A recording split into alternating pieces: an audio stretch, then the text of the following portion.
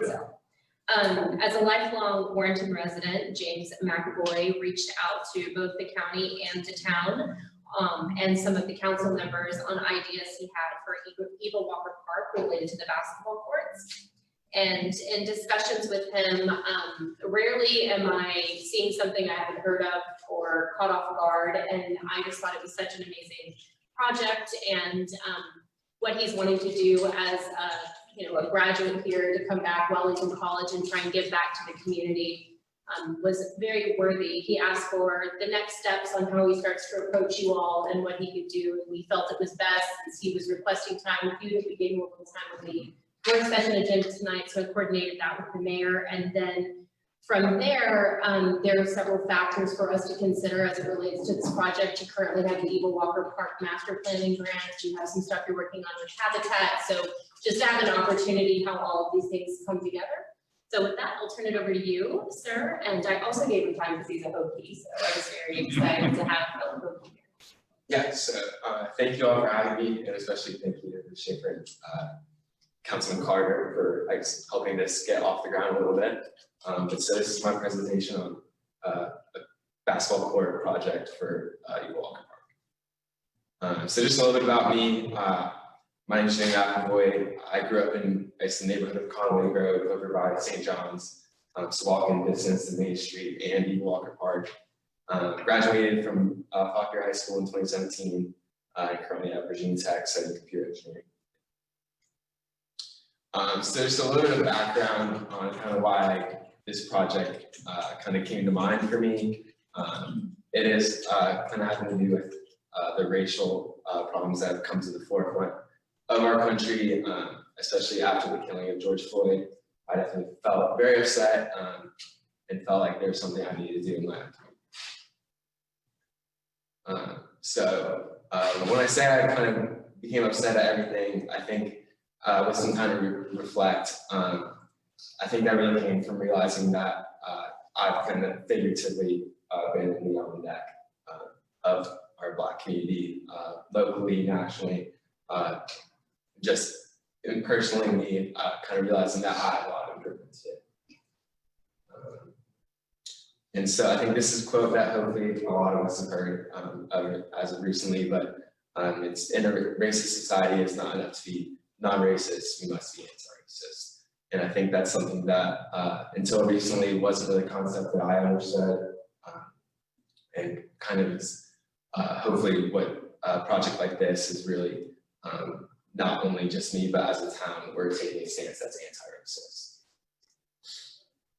And so just to kind of sum this up, I just hope the question for our town is not how do we avoid being the next Ferguson, Minneapolis, Glenn County, but rather how do we become the best town in Virginia for racial equality? How do we set the standard?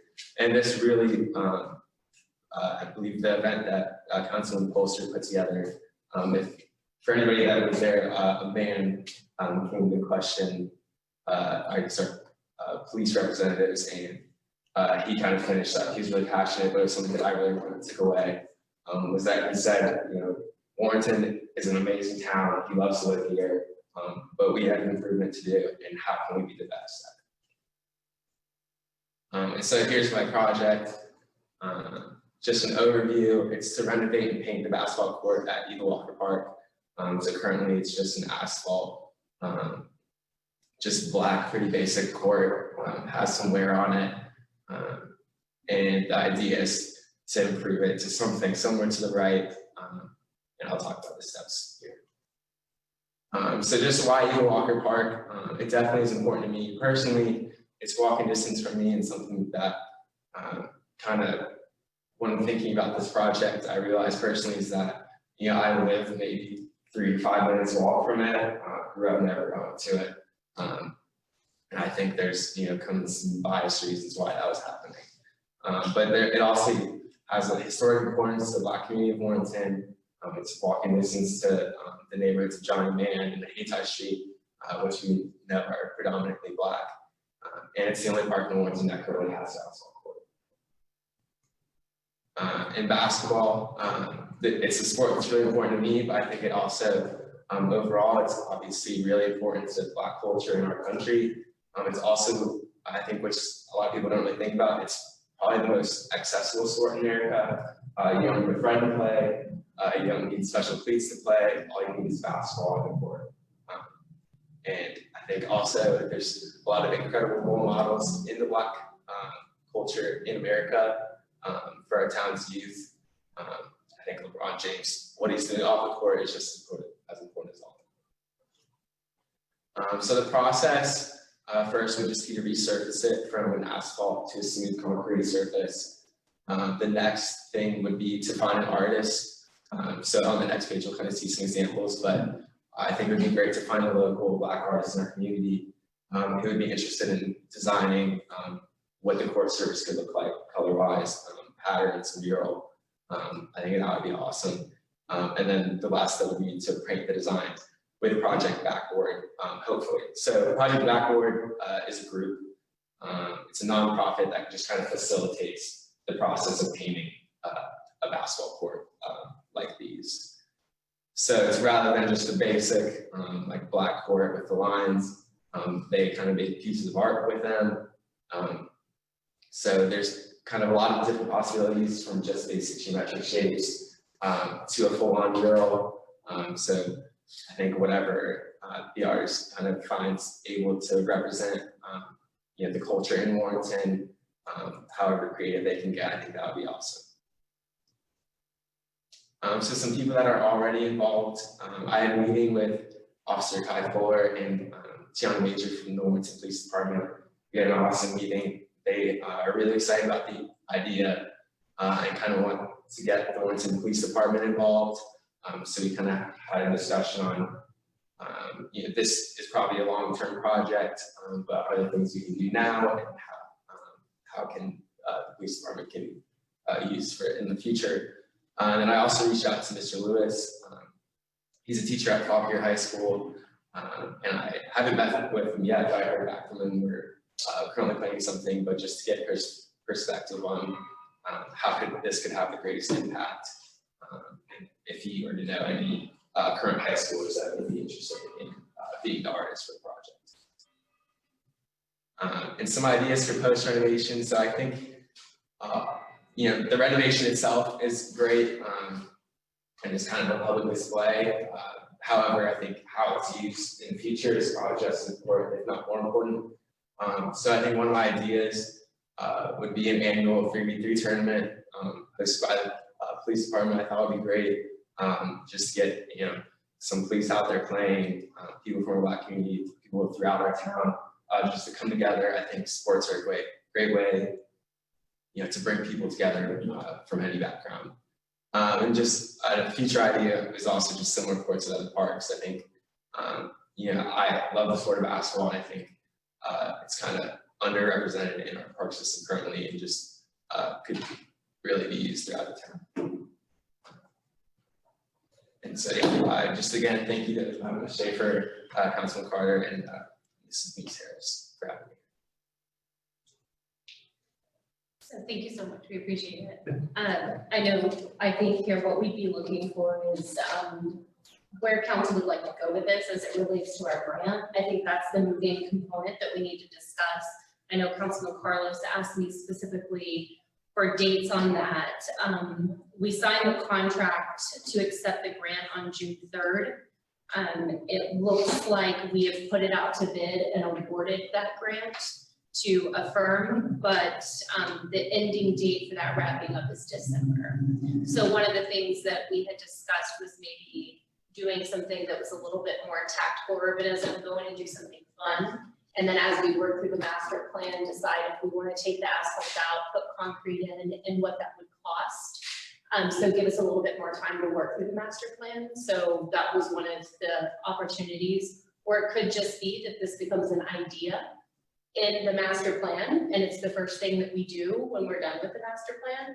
So there's several different avenues. So wanted to get an idea from council on your interest in this project and how you would like to move forward.